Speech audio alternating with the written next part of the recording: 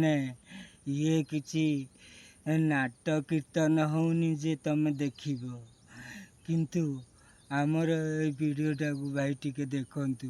ମୁଁ ପ୍ରକୃତରେ ଗୋଟେ ସତ କଥା କହିବାକୁ ଚାହୁଁଛି ଯେ ମୁଁ ନାଇଁକି କେଡ଼େ ବଡ଼ ଭୁଲ କାମ କରିଥିଲି ବୋଲି ମୋତେ ଆଜି ଏ ସଜା ଭଗବାନ ଦେଉଛନ୍ତି। ଆପଣମାନେ ମଧ୍ୟ ସେଇ ଟାଇପ୍ର କିଛି ଭୁଲ କରନ୍ତୁନି ଆଜ୍ଞା।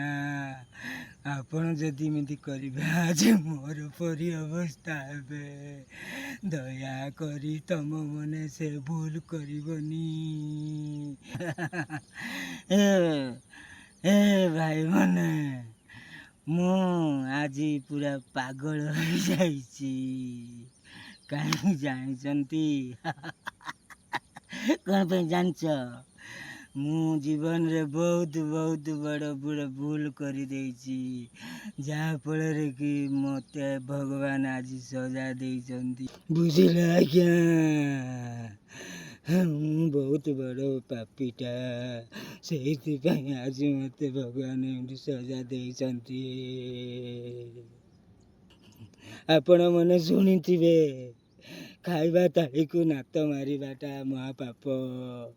ଆପଣମାନେ ଜାଣିଥିବେ ଆଜ୍ଞା, ଖାଇବା ଥାଳିକି ନାତ ମାରିବା ପାପ ଆଜ୍ଞା।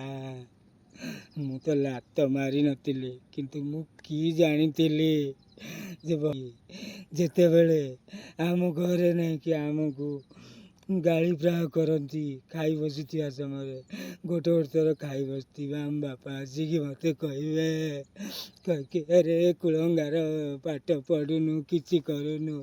ଏସବୁ ଯେତେବେଳେ ମୋତେ କହନ୍ତି, ମୁଁ କ'ଣ ହେଲା, ମୁଁ ରାଗିକି ଉଠିକି ଖାଇବିନି ପଳାଇବି, ଯାଉଛି ବୋଲି କହିକି ପଳାଇବି।